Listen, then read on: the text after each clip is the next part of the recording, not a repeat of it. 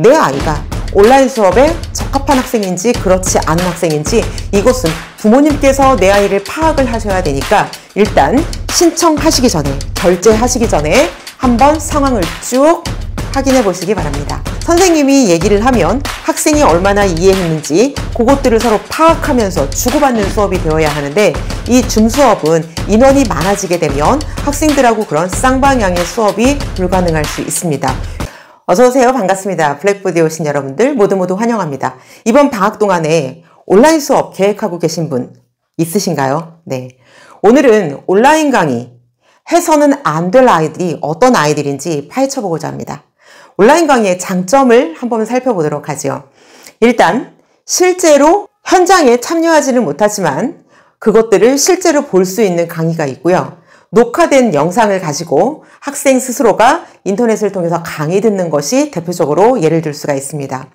이 두 가지가 보통 많은 학생들이 낮은 비용을 지불하고 선생님하고 수업을 듣게 되는데, 좋은 점은 장소와 상관없이, 그쵸? 내가 전자기기만 가지고 시간만 허락되고 내가 공부할 수 있는 환경만 된다면 우리가 물리적인 거리를 뛰어넘어서 좋은 선생님들, 내가 배우고 싶은 선생님들을 선택해서 수업을 들을 수 있다는 장점이 있습니다. 그렇다면 또한 단점도 살펴봐야겠죠. 단점은 여러 가지 예를 들 수가 있는데, 일단은 인원이에요. 인원. 녹화된 영상을 듣는 인강의 경우에는 혼자 들으면 되기 때문에 인원에 큰 상관은 없습니다. 그런데 그런 경우에는 그 수업을 듣는 내가 전적으로 모든 것을 책임져야 돼요. 온라인 수업을 들은 결과는 오로지 나의 책임이다. 그쵸? 선생님은 녹화해 놓은 거를 틀어주기만 했고 나는 그것을 저렴한 값에 보기만 했으니까요. 학습자가 어떻게 행동을 했는지에 따라서, 어떻게 받아들이고 공부했는지에 따라서 결과는 천차만별로 나타나겠죠. 실시간으로 그룹으로 모여져서 수업이 이루어지는 우리 줌 수업 예를 들 수가 있겠는데요. 이것은 인원이 몇 명이냐에 따라서 결과가 다양하게 달라질 수 있습니다. 보통 우리가 쌍방향으로 소통을 하면서 수업을 하고 선생님이 얘기를 하면 학생이 얼마나 이해했는지 그것들을 서로 파악하면서 주고받는 수업이 되어야 하는데, 이 줌 수업은 인원이 많아지게 되면 학생들하고 그런 쌍방향의 수업이 불가능할 수 있습니다. 이것이 단점이라면 단점이 될 수 있겠어요. 이게 가장 큽니다. 학생들이 질문을 하고 싶어도 아이들이 이렇게 많은데 내가 질문해도 되나? 눈치도 보게 되고요. 그 다음에 다 아는데 나만 모르는 거 아니야? 이런 생각이 들 수도 있겠죠. 그래서 질문을 특히 많이 해야 되는 학생 같은 경우에는 이게 조금 힘들 수가 있습니다. 그리고 아이들의 이름을 한 번씩 불러줘야 아이들이 좀 긴장을 하는데, 그게 없이 선생님이 쫙 일방적으로 설명을 한다면 아이들은 가만히 듣는 수업으로 끝나버려요. 그런데 우리가 하브루타 수업할 때에도 제가 말씀을 드렸지만, 내가 책을 보는 경우, 듣는 경우, 말하는 경우, 가르치는 경우, 뭔가를 행동으로 하는 경우 다 습득하는 퍼센트율이 다릅니다. 그래서 우리는 일방적인 강의를 이렇게 들을 때에는 학습 효과가 떨어지게 되겠죠. 선생님의 입장에서는 학생이 얼마나 이해했는지 순간적으로 파악하기가 굉장히 어렵습니다. 인원이 어느 정도 될 때에는 한 명 한 명의 이름을 불러가면서 질문을 해가면서 소통을 할 수가 있어요. 이게 뭐지? 틀렸으면 네가 대답해 볼래? 그래서 아이들이 긴장도를 좀 높여주게 되고요. 집중도가 쫙 올라가게 됩니다. 그럴 때에는 온라인 수업이 효과가 좋은데 그러지 못하는 경우가 굉장히 많다라는 거예요. 그래서 이러한 단점과 주의점들이 있다라고 보시면 되겠습니다. 자, 이번에 온라인 수업 예정하거나 아니면 생각하고 계신 분들 집중해서 들어주시기를 바랍니다. 뭐가 있냐면, 우리 아이들 어떤 스타일인지 먼저 파악을 해주세요. 이런 아이는 온라인 수업을 철저하게 고려해보고 신중하게 결정하시기를 바랍니다. 자, 첫 번째 말씀드릴게요. 수업에 적극적으로 참여하지 않는 학생입니다. 졸기도 하고요. 딴짓을 하기도 하고요. 핸드폰 기기를 막 보기도 하고요. 정신이 무슨 소리만 나면 휙 가기도 하고요. 그래서 그 수업의 적극적인 집중도를 스스로 올리려 하지 않는다면 그러면 온라인 학습 효과는 굉장히 낮아집니다.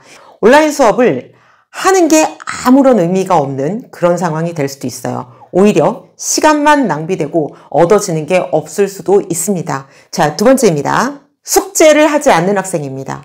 선생님이 배운 데까지 이렇게 쭉쭉쭉 숙제를 내줄 거예요. 그런데 그 숙제를 집에서 수행해야 자기가 배운 것들을 다시 한번 반복하고 뿌옇게 알았던 것을 명확하게 알아가는 그 과정이 숙제입니다. 그런데 숙제를 성실하게 끝까지 마무리 짓지 못한다면, 그리고 자꾸 타임이 지속될수록 숙제가 점점 못해서 쌓여간다면 나중에는 모르는 것들이 너무 많고 학습 이해도가 떨어지고, 그리고 결국은 포기하게 되는 경우가 굉장히 많습니다. 인강의 경우 완강 못하는 학생들 굉장히 많죠. 그리고 줌 수업을 하다가도 어때요? 선생님이 질문을 하거나 그러면 굉장히 스스로가 부담스러워집니다. 숙제를 안 했기 때문에 내가 모르는 게 쌓일 수밖에 없는데, 그런데 자꾸 물어보게 한다거나 테스트를 본다거나 그러면 학생이 긴장도와 불안감에 의해서 나 이거 하기 싫어, 못하겠어, 그러면서 자꾸 핑계거리를 찾게 되죠. 이 두 번째 사항 역시 굉장히 중요합니다. 자, 세 번째 이유입니다. 개념 설명을 딱 들었는데 문제를 딱 풀어봐요. 틀리는 게 너무 많은 학생들입니다. 다른 아이들은 어느 일정 문제 이상을 맞춰주고 그것을 잘 이해하면서 흐름을 따라가는데 틀리는 게 너무 많다. 그 얘기는 무슨 얘기냐면 아이가 그 수업을 들었을 때 이해할 수 있는 능력이 많이 부족하다라는 거예요. 그러면 그게 이해되지 않은 채로, 내 것이 되지 않은 채로 진도를 계속 진행하게 됩니다. 이것은 굉장히 끌려다니는 학습 효과가 있게 되고, 그 다음에 궁금한 것들이 많아지게 되겠죠. 그런데 이해가 안 돼, 궁금한 건 많아, 혼자 창피해, 점수는 낮아.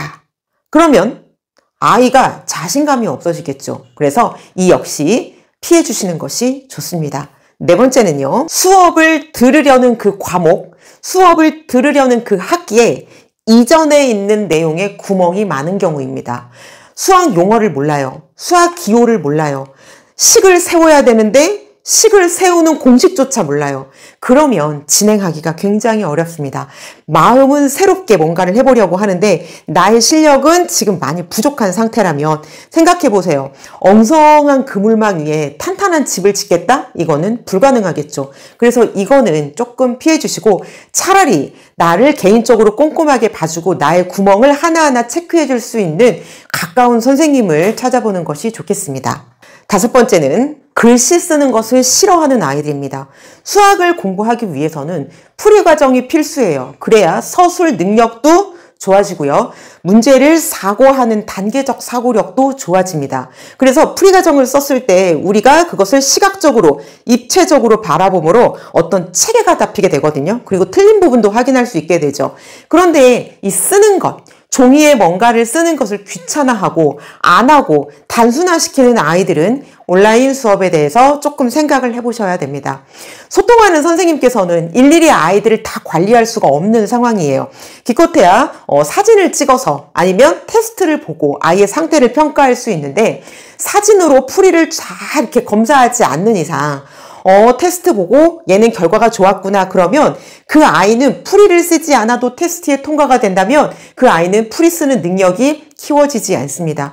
중학생인 경우에는 그냥 넘어가고 괜찮을 수 있어요. 그런데 이 습관이 쌓여서, 이 기초 내용이 쌓여서 고등학교에 올라간다고 했을 때 고등학교의 수학은 중학교 거와 차원이 다르고요. 풀이가 다르고요. 쓰여지는 공식이 다르고요. 깊이가 다릅니다. 수능은 어떨까요? 더합니다. 그래서 우리는 이 풀이 쓰는 것을 수학에서 꽃이다, 생명이다 이렇게 생각해야 되는데 그거를 싫어한다? 검사도 일일이 할 수 있는 방법이 없다? 자꾸 제출하라 그러는데 안 내버리고 만다? 그러면 방법이 없습니다. 요거 조심해 주셔야 돼요. 그 다음입니다. 전자기기의 환경이 잘 갖춰지고 그 다음에 그 전자기기의 사용이 능숙하고 그 다음에 공부할 수 있는 환경이 딱 적절한 그런 상황이 되어야 온라인 수업하기에 적합합니다. 이 중에 하나라도 되지 않는다면 내가 온라인 상태가 좋지 않아서 자꾸 버퍼링이 돼서 선생님이 수강하는 것과 내가 말하는 것이 자꾸 핏이 안 맞는다. 그러면 조금 힘들어요. 그리고 이렇게 공부할 수 있는 딱 환경이 만들어지고 조용하고 딱 집중이 될 수 있어야 되는데 부엌에서 딸그락 거리는 소리 들리고 막 이래서 동생은 막 울고 있고 장난하고 드라마 보고 있고 막 이런 환경에서는 하기가 힘들어요. 헤드폰 끼면 되지라고 하는데 생각보다 어수선합니다. 그래서 이런 공부할 수 있는 환경이, 기기가 잘 마련되지 않으면 힘듭니다. 그리고 또 하나 덧붙여 말씀드리고 싶은 것은 포기가 빠른 학생은 절대로 하지 마세요. 시도는 했는데 반이 뭐예요? 한 3분의 1도 안 돼서 아유 못하겠어. 뭐든지 못하겠어. 나는 시험 봐? 아우 안 해. 너 숙제해야 돼? 나는 안 해. 프리스 해야 돼? 아유 나는 안 해. 뭘 자꾸 물어봐? 아유 나는 안 해. 이렇게 뭘 하는 거에 대해서 내가 적극적으로 개입하려고 하는 게 아니라 툭 하면 아우 그만둘래 못하겠어.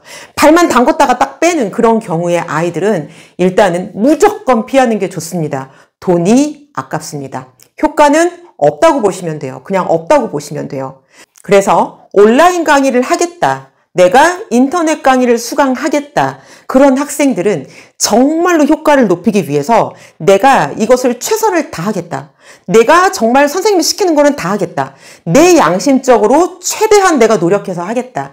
이런 각오가 서는 학생들은 해도 좋습니다. 비용도 현장 강의에 비해서 좀 싸죠. 거리 구애받지 않죠. 아이가 시간만 맞추고 장소만 되면 열심히 의지를 다해서 성적을 올리고 엄청난 효과를 거둘 수가 있습니다. 내 아이가 온라인 수업에 적합한 학생인지 그렇지 않은 학생인지 이것은 부모님께서 내 아이를 파악을 하셔야 되니까 일단 신청하시기 전에 결제하시기 전에 한번 상황을 쭉 확인해 보시기 바랍니다.